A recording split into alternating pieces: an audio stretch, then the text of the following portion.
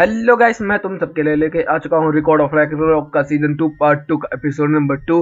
अबे कितने 2 हो गए। तो अब ज़्यादा देरी ना करते हुए स्टार्ट करते हैं। Let's get started. तो एपिसोड की शुरुआत में हमें पता चलता है कि जो गॉड्स हैं और ह्यूमंस हैं वो एक साथ रहने लगे हैं, और कुछ गॉड्स तो मतलब ह्यूमन रेबल्स में ही रहने लगे हैं। फिर हमें देखने के लिए मिलता है यंग ज़ोरोफोको। हमें देखने के लिए मिलता है जो ज़ोरोफोको होता है वो बोलता है चलो अब लोगों को हैप्पी किया जाए। और फिर हमें देखने के लिए मिलता है वो जंगल में भागता हुआ आता है। उसे एक चिड़िया दिखती है, वो उस चिड़िया के बच्चे को मतलब घोंसले में डालता है और फिर उसको खुश कर देता है। फिर उसकी माँ आके उसको गिरा देती है, लेकिन वो इस चीज़ से काफ़ी ज़्यादा खुश रहता है कि उसने एक अच्छा काम किया। फिर सीन चेंज होता है। फिर हमें देखने के लिए मिलता है कि जो ज़ीरोफोको होता है वो एक गांव के अंदर आया होता है, जिसके अंदर हमें देखने के लिए मिलता है कि लोगों की हालत बहुत ज़्यादा बुरी हो रखी है। वहाँ पर लोग बीमारी से, भुखमरी से, कमजोरी से और मतलब पैसा वैसा ना होने की वजह से काफ़ी ज़्यादा बुरी हालत में है, जिसको कि मतलब ज़ीरोफोको देख के काफ़ी ज़्यादा रोने लगता है, परेशान हो जाता है कि इस तरीके का माहौल कैसा है, उसने पहले कभी नहीं देखा था। तभी हमें एक बच्चा देखने के लिए मिलता है और उसकी माँ देखने के लिए मिलता है कि बच्चा बता रहा होता है कि माँ मेरी छाती में बहुत ज़्यादा दर्द हो रहा है, मेरी चेस्ट बहुत ज़्यादा दर्द कर रही है।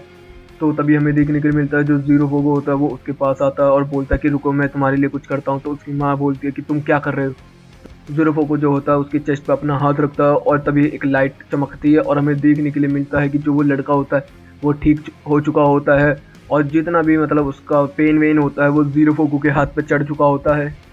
फिर हमें देखने के लिए मिलता है जो ज़ीरोफोको होता है उसने काफ़ी सारे लोगों का जो कष्ट, पेन, दुख, दर्द, किसी भी तरीके की पीड़ा होती है उन सबको एब्जॉर्ब कर लिया होता है। और हमें देखने के लिए मिलता है जो ज़ीरोफोको होता है उसका जो बॉडी होता है पूरा का पूरा ब्लैक हो चुका होता है, मतलब आधे से ज़्यादा तो ब्लैक देखने के लिए मिलता ही है हमें।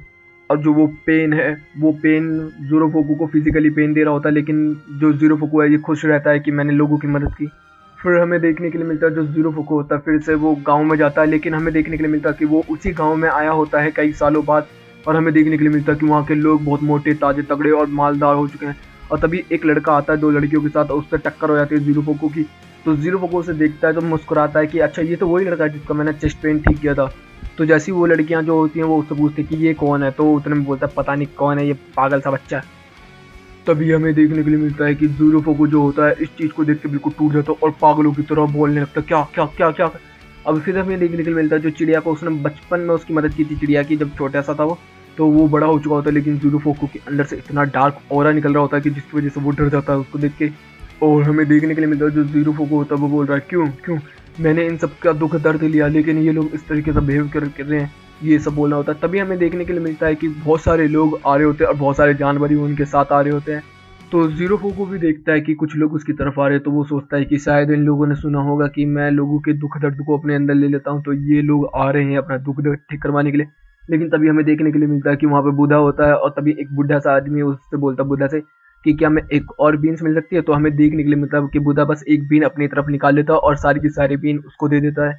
तभी हमें देखने के लिए मिलता है कि ज़ीरोफोको बोलता है कि रुको।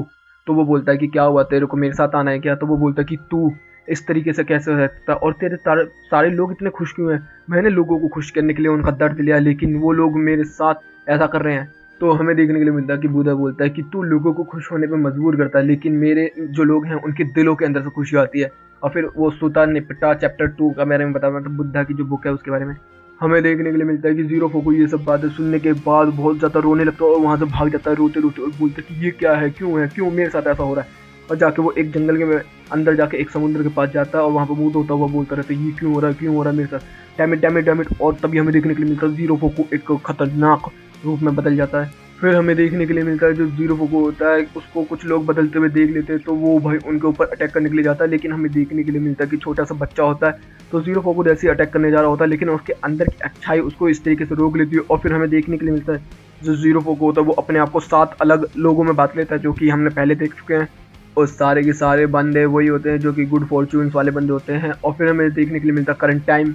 तो ज़ीरोफोको लड़ाई करने के लिए तैयार हो जाता है और उसके ऊपर हमला करता है, लेकिन हमें देखने के लिए मिलता है जो बुद्धा होता है बहुत ईजिली डॉच कर लेता है और उसके पेट में ऐसी लात मारता है कि जिसकी वजह से उसका सारा सांस रुक जाता है। और हमें देखने के लिए मिलता है कि सारे लोग चौंक चुके होते हैं बुद्धा की पावर को देख के, लेकिन हमें देखने के लिए मिलता है जो ज़ीरोफोको होता है वो फिर से खड़ा होता है और फाइट करना स्टार्ट कर देता है उससे।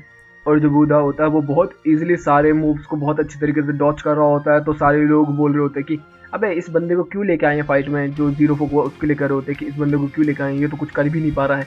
लेकिन हमें देखने के लिए मिलता है कि ज़ीरोफोको जितना परेशान हो रहा होता है उसका जो एक्स है, मतलब जो उसका कुल्हाड़ी है, वो उतना ही बड़ा होता जा रहा है और खतरनाक होता जा रहा है। तभी वहाँ पर हमें देखने के लिए मिलता है कि जो जूएस होता है वो वहाँ पे आता है और एरिस और वो बात कर रहे होते हैं, और जूएस उस चीज़ को एक्सप्लेन करता है कि जितना उसको दुख होगा या जितना वो परेशान होगा उतना ही वो ताकतवर बनता जाएगा, जितनी बार वो मूव करेगा और ज़्यादा ताकतवर बनता जाएगा। इसी को कहते हैं कैरेक्टरस्ट्रॉफी। और जब ये लोग बात कर ही रहे होते तो जीरो फोकू बुद्धा के ऊपर अटैक करता है और हमें देखने के लिए मिलता है कि उसने स्टेडियम को 2 हिस्से में बांट दिया होता है। तो हमें देखने के लिए मिलता है जो गुल होती है वो बहुत ज़्यादा परेशान हो रही होती है इस चीज़ को देखकर। तो हमें वो जो बुढ़ाइल होती है वो बोलते हैं कि ध्यान से देख बुद्धा को। तो फिर वो देखती है ध्यान से, तो उसको पता चलता है कि बुद्धा जो है वो उसके मूव करने से, मतलब जो उसके ऊपर अटैक हो रहा है उसके अटैक होने से पहले उस जगह से हट जाता है, मतलब डॉच कर देता है। लेकिन वो डॉर्च नहीं है। तो फिर बुढ़ेल उसे बताती है कि ये डॉर्च नहीं होता है, ये होता है फ्यूचर पिट देखना। तो वो बोलता है कि जिस तरीके से साक्सीरो कजीरो करता था, तो वो बोलते कि नहीं, वो जो है वो प्रिडिक्ट करता था, लेकिन बुद्धा के पास ऐसी पावर है कि वो फ्यूचर में देख सकता है। और हमें देखने के लिए मिलता है कि जो बुद्धा होता है उसके ऊपर बार बार अटैक हो रहा होता है, लेकिन हमें देखने के लिए मिलता है कि बुद्धा बोलता है कि चल ठीक है अब मैं भी लड़ता हूँ। और फिर वो जीरो फोकू के ऊपर अटैक करता है, लेकिन जीरो फोकू बिल्कुल भी डॉच नहीं कर पा रहा होता उसके अटैक्स को। तो इतने में जीरो फोकू जो होता है वो बोलता है कि मैं तेरे ऊपर अटैक क्यों नहीं कर पा। तो वो बोलता है कि मेरी क्या गलती है इस चीज़ के अंदर, मैं फ्यूचर देख सकता हूँ। तो इतने में वो बोलता है तू चीटिंग कर रहा है इसका मतलब। तो वो बोलता है कि चीटिंग किस बात की, और फिर वो उसके ऊपर हमला कर देता है। लेकिन हमें देखने के लिए क्या मिलता है, जो बुद्धा होता है उसको बहुत ईजिली से मार देता है। और फिर हमें देखने के लिए मिलता है जो हेड्स वगैरह होते हैं और जूएस वगैरह होते हैं उनकी तरफ से हमें एक कोड देखने के लिए मिलता है, float like a butterfly and sting like a bee. ये जिसने बोला था ये था मोहम्मद अली जिसने ये बोला था। तो फिर हमें देखने के लिए मिलते हैं जितने भी लोग होते हैं सब बुद्धा को मतलब सेलिब्रेट कर रहे होते हैं, उसकी जीत को सेलिब्रेट कर रहे होते हैं, बोल रहे होते हैं कि ये तो बहुत इजीली इस बंदे को हरा देगा, खत्म कर देगा ये। इस चीज़ को देख के जो जीरो फोकू होता है वो बौखला जाता है। उसके अंदर का जितना भी कर्स या जितने भी मिसफॉर्चून या जितना भी दुख दर्द सब कुछ होता है वो एक ही बार में सारा रिलीज करने लगता है। और उसका जो एक्सो वो बहुत ही ज़्यादा ब्रूटल, बहुत ही ज़्यादा खतरनाक, बहुत ही बड़ा और बहुत ही ज़्यादा शार्प बन जाता है। और हमें देखने के लिए मिलता है कि इस चीज़ को देख के वहाँ ओडिन, शिव, एफ्रोडाइट, एरिस, जूएस सब की पड़ जाती है कि भाई ये क्या है। तो हमें देखने के लिए मिलता है जो बुढ़ेल होती है वो बोल रही है कि वो डॉच क्यों नहीं कर रहा है, वो डॉच नहीं कर पा रहा है, वो डॉच नहीं कर सकता इस चीज़ को। तो इतने में फिर हमें देखने के लिए मिलता है कि जो बूढ़ा होता है वो अपने जो उसने स्टाफ पकड़ा होता है उसका बोलता है कि 6 रिलिम। हमें देखने के लिए मिलता है जो जीरो फोकू होता है उसने अपना जो अटैक है वो लैंड कर चुका होता है बूढ़ा के ऊपर। लेकिन हमें देखने के लिए क्या मिलता है, जो बुद्धा होता है उसने जो स्टाफ अपना पकड़ा होता है 6 रिम का रिम 4 इस्तेमाल किया होता है, जो कि होता है एक कवच जिसका नाम होता है शील्ड ऑफ हिमोसा। और हमें देखने के लिए मिलता है कि सारे लोग चौंक जाते हैं कि बुद्धा ने इतने ईजिली इस अटैच को मतलब अपने ऊपर लेके उसको रोक लिया। तो भाई इतने में बुद्धा बोलता है कि तू बहुत बच्चा है यार, तू कुछ नहीं कर पाएगा, टेंशन मत ले, तू नहीं जीत सकता मेरे से, मैं तुझे दिखाऊंगा कि कैसे करते हैं ये सब। तो वो इतने में जो जीरो फोकू होता है उसका जो पारा है वो और ज़्यादा चढ़ जाता है। लेकिन हमें देखने के लिए मिलता है कि ये एपिसोड यहीं तक है, अगला एपिसोड भी मैं बहुत ही जल्दी लेकर आ जाऊंगा। तो गाइस इसको जितना हो सके उतना प्यार देना। तो गाइस वीडियो अच्छी लगी तो वीडियो को लाइक कर देना, चैनल को सब्सक्राइब कर देना, कमेंट बॉक्स में अपनी प्यारी प्यारी बातें भर देना। Okay guys, bye bye, thank you for watching.